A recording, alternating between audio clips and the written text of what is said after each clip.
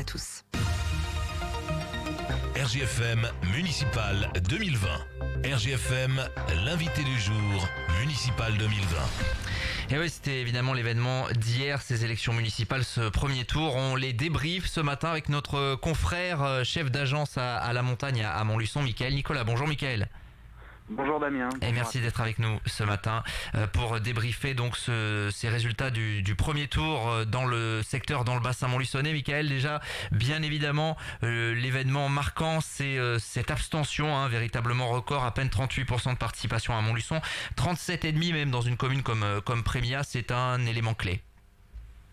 Oui, c'est le grand enseignement, c'est ce qu'on peut retenir vraiment en priorité.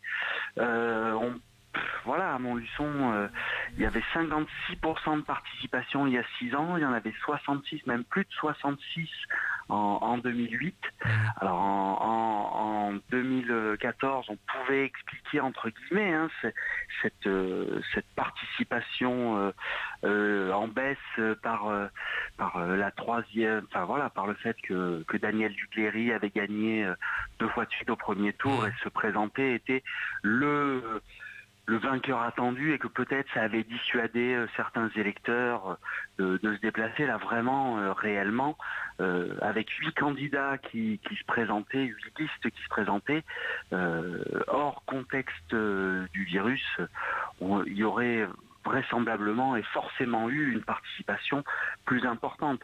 Aurait-elle été aussi importante qu'il y a 12 ans c'est difficile à dire, mais en tout cas, vraiment, on l'a senti, on l'a senti toute la journée, on l'a senti hier aussi. Forcément, les gens avaient l'esprit occupé ailleurs et puis s'interroger sur le sens d'aller voter dans le contexte du virus. Ouais, on note également que malgré un panel de propositions assez large à Montluçon, on a quand même, si on fait les totaux, 400 bulletins blancs ou nuls. Bon, ça sera à considérer également sur Montluçon. Pour le reste, les résultats, le titre de la montagne aujourd'hui, en page locale, c'est 4 qualifiés, mais rien n'est joué. Effectivement, c'est ce qu'on retient. Le suspense demeure entier. 6 deuxième tour a lieu. Oui, le maire sortant, Frédéric Laporte, qui a pris la suite, qui a succédé à Daniel Dugléry en décembre 2017, arrive en tête avec un peu plus de 27% des voix. Voilà, c'est 27,03% des voix. Mais Joseph Roudillon, avec Ensemble Liste Ouverte, alors lui il est à titre personnel à droite, donc fait 21,23 me semble-t-il. Donc c'est vrai que la droite se maintient assez bien par rapport à il y a 6 ans, avec un peu plus de 48% des voix. Mais derrière, Frédéric Cotte, Sylvie Sartirano et surtout Frédéric Cotte, un peu plus de 19%, ou Sylvie Sartirano 15,3% se qualifie aussi. Et puis il y a dans les autres listes, en 5e position, Stéphanie Charret, alors qui s'attendait ou qui espérait peut-être avec ses colistiers faire encore un peu mieux que ses 6,3% ou 6,5%. 6,65, exactement. 6,65, c'est moi qui lui enlève des voix en plus. Quelle m'en excuse. Voilà, en attendant, ils sont au-dessus de la barre des 5% qui leur permet d'ouvrir des discussions ou éventuellement d'ouvrir des discussions pour fusionner au second tour. Mais voilà, on a 4 candidats qui sont qualifiés pour ce second tour, avec des réserves de voix à aller chercher pour chacun, et ça apparaît un peu plus évident pour certains que pour d'autres. Ouais, et notamment pour Frédéric Cotte, qui l'a annoncé notamment hier soir à notre micro dans notre live, et lui il a fait les comptes, il dit qu'avec les réserves de voix de Stéphanie Charret, pourquoi pas de Lutte Ouvrière, de Mathieu Beaugros également, de la gauche d'une manière générale, il arriverait presque à 34%. Est-ce qu'en fait on s'achemine pas vers un duel Frédéric Laporte, Frédéric Cotte? C'est un peu comme ça qu'on peut l'envisager, justement, compte tenu de tout cela? c'est c'est ce qui apparaît le plus Logique à la lecture pure des résultats, quoi. C'est juste ça. Voilà, la logique numérique est celle-là. Après, tout dépendra de la participation et puis tout dépendra aussi de ce qui va advenir dans les prochains jours autour de l'épidémie, autour du virus. Il y avait cette atmosphère quand même très particulière hier dans les bureaux de vote et puis aussi chez les candidats qui étaient frappés par l'abstention, la très faible participation et puis cette incertitude. Voilà, c'était assez criant chez Frédéric Laporte quand il est venu assez tard. Donner les résultats officiels. Voilà, il était autour de 21h20 ou 21h15, 21h20, mais un petit peu après. Et bon, mais voilà, lui n'a pas caché qu'il espérait être au-dessus des 30%. Il a attribué une part de son score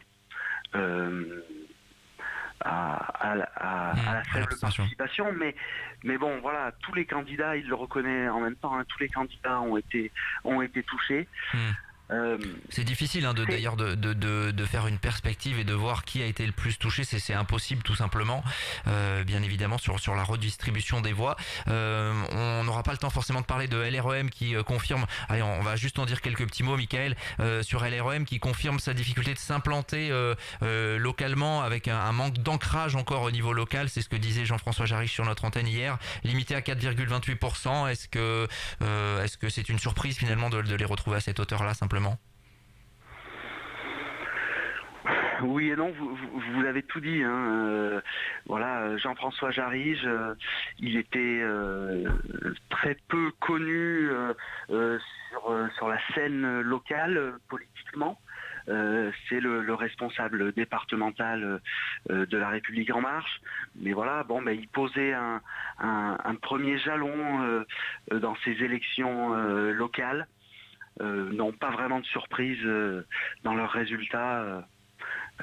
Ils vont devoir bosser localement pour espérer passer la barre des 10% ou s'implanter mieux qu'ils ne l'ont fait au cours de ce premier tour. Voilà pour Montluçon, donc rendez-vous tout à l'heure dans le journal de 8h30 pour les autres réactions et chez nos confrères évidemment de la montagne. L'autre coup de tonnerre de la soirée, le coup de grisou, c'est comme ça que vous titrez, c'est la gauche qui revient au pouvoir à Commentry avec cette victoire de Sylvain Bourdier face à Fernand Spacaferi. C'est incontestablement localement ce qu'il faut retenir de la soirée d'hier. Oui. C'est la principale surprise. On le voit dans un bassin où beaucoup de maires sortants se représentaient, beaucoup de maires sortants ont été élus très facilement, même où ils étaient les seuls à se présenter avec leur liste. On parlait tout à l'heure de Prémilla.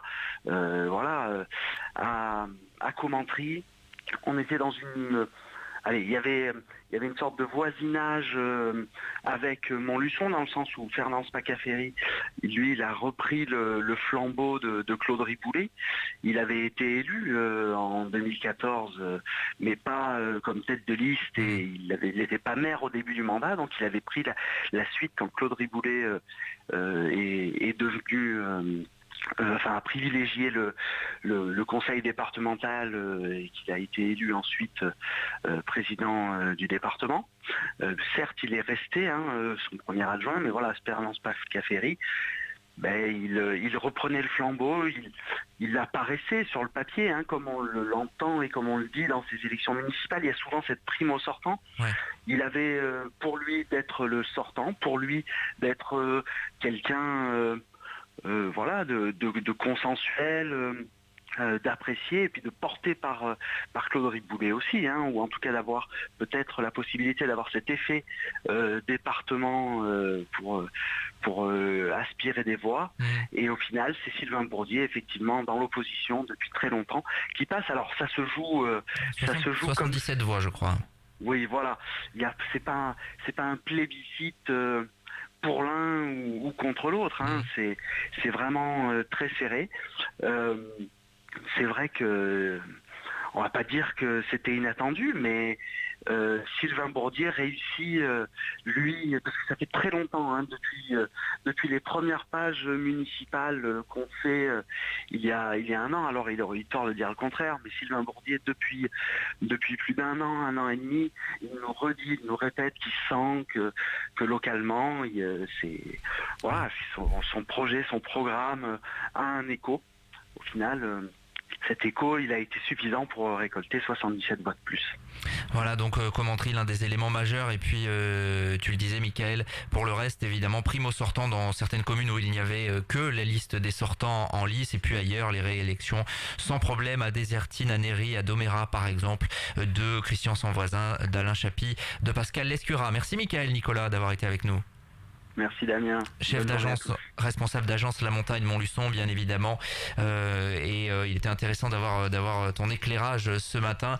La montagne qui titre aujourd'hui et maintenant, parce qu'est maintenant, évidemment, c'est et pour ceux qui nous suivent en vidéo, vous pouvez voir cette une, bien évidemment. Et maintenant, c'est évidemment la question des prochains jours, s'il y aura ou non un second tour tout de suite, donc dans l'Allier comme ailleurs. Merci Michael, merci d'avoir été avec nous ce matin pour débriefer ces résultats. On reviendra évidemment sur les élections municipales tout à l'heure dans le journal de 8h30 et dans le flash d'ici 6 minutes en direct. On continue le direct, le Good Morning Montluçon, il est 7h56.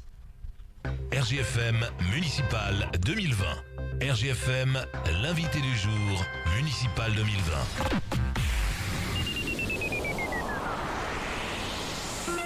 Information coronavirus. Pour vous protéger et protéger les autres du coronavirus, adoptez ces gestes simples. Lavez-vous très régulièrement